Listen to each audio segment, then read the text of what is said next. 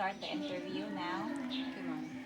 For the first question, can you describe your experience as a volunteer barangay health worker during the Northern Cebu earthquake? Isip pagka-vegetable yung mama, dapat kita nga mo kualita sa mga katawhan, mo service sa mga katawhan kay para mi sa atong komunidad. Then isa ka HW para mo kuanta sa atong mga katawhan mo tabang tag pasabot sa ilaha para dili sila maglibo kung sa ilang mga pangutana. So, basic dapat yun ay ka ng Andam tanan. Thank you. For the next question, how did the earthquake situation influence the way you communicated with the community? Sa panahon sa kuan sa earthquake so may nabisig jud kaayo to tungod sa pagpanghatag sa mga kuan mga relief goods, especially sa ilang mga kuan sa ilang health, monitor mi sa ilang health. Then pagka human ato ni kuan mi ato sila sa pag evacuate sila sinisafety sa ilang kuan pagpuyo. Then For the third question, what challenges did you encounter while assisting residents and how did you address them? sa mga residente nga among gikuan survey na mo sama sa nang may mga dahan ng mga pangutana amo silang ikuan pasampot o sa ilang ipangutana nga dapat ipangutan sa mua amo tapos lang pasagton. Then sa parte sa mga ingon nga kanang mga example mga cash ayuda, so dapat dahil silang mga pangutana, so dapat sa amo sa aton gipasabot kay mag-agad na po sa kanang sa kuan sa head. So, naadyo mga challenges. May mga challenge ang So, moving on to the fourth one. So, in what ways did your role as health worker shape your response during the disaster? isip sa pagka BHW sa katalagman kuan daghang mga pagsuway ang naagian. Then kuan sad adlaw-adlaw na ta mo at barangay kay magsika tong hando sa ilang mga pangan tanan yung mga pangan nila sa kanang kada paglis. Then usa na sad ang kanang pag-monitor sa ilang kuan sa ilang health nila. Then kuan pag sa ilang kanang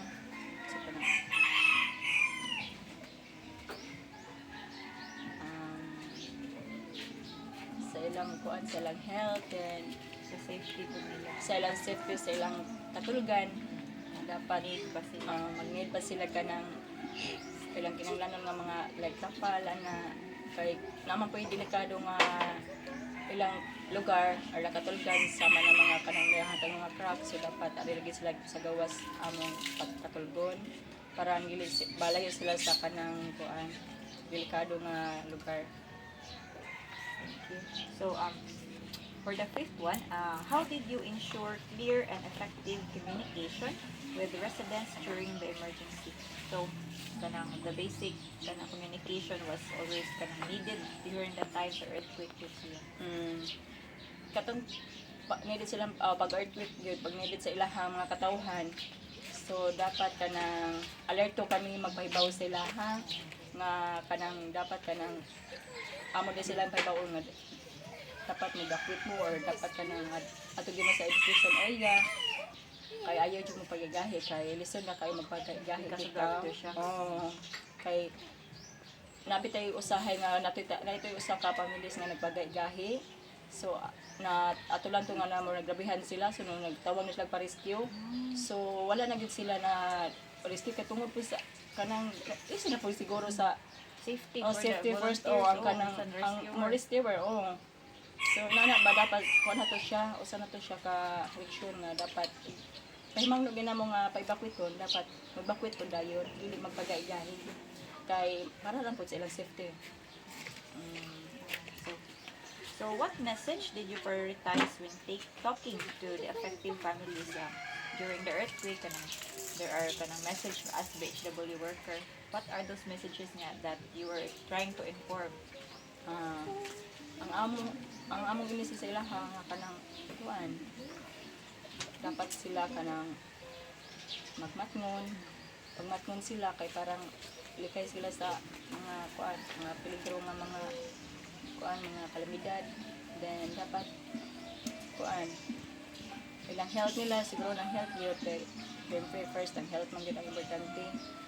Dapat naagi sila yung mga libyo nga tubig na mainom, na dapat pagkaon kaon adlaw-adlaw. Muna ang among pagkuan sila ha, pag-monitor atong kuan na. Especially there are families nga na ay mga bata. May mga bata o senior citizens o baka na mga bata mo na yung pinakakuan din kanang lisod because sila ha.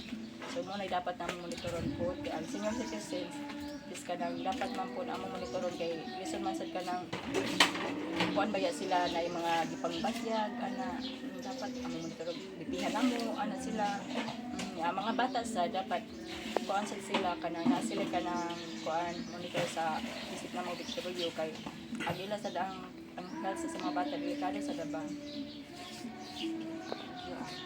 For the seventh one, can you share a moment when communication made a significant difference in your work during the earthquake? So, this question that addresses your experience wherein nakaingon ka, the communication made a very significant or very important during the earthquake. During the earthquake,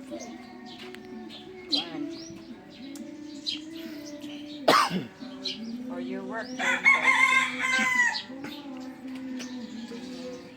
During sa earthquake kanang kuan mi ato nag-survey mi ato kauban sa kuan konsehal og ang tanon. Then kadatag sa tagsa nila gipangutanan namo sila kung usa ba sila safety ba sila or angay ba sila modakwin or on silang There is a communication between the HWs, the families, especially the barangay officials.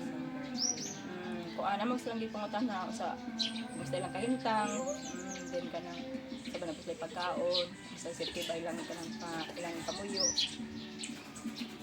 For the last one, looking back, what communication strategies do you think are most important in disaster response situations? This is question number 10.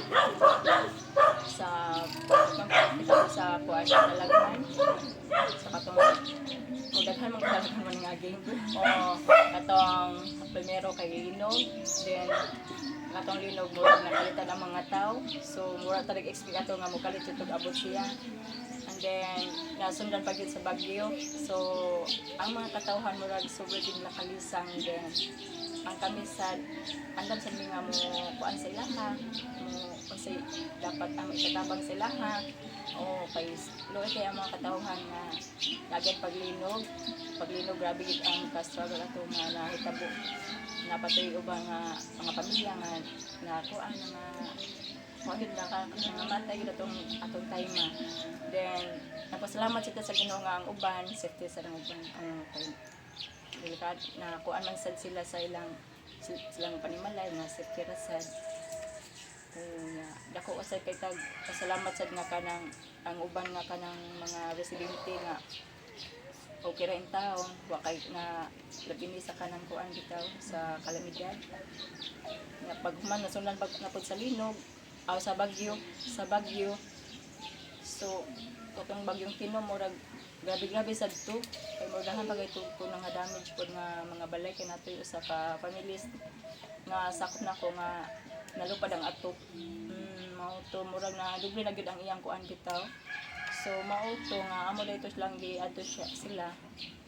Nagkuyog gyapon ni sa tanod sa Gonzales ang gisusi dito basta yung kahimtang so kaluwasin sa Ginoo nga okay ra pud itaw ng kahimtang so mo na to ang ilarang panimalay mo nga lupa lang ang ato then kaluwasin sa Ginoo nga okay ra nga lang paglawas. So, during those disasters, that we can really say that the communication between the BHW, the officials, and also the residents are very important. So, thank you, Mrs. Eileen, for taking time to be interviewed today, Yes, ma'am. sharing your experiences during the past disasters, the Northern Cebu earthquake, followed by the typhoons Tino Tino. and Owan. Cut!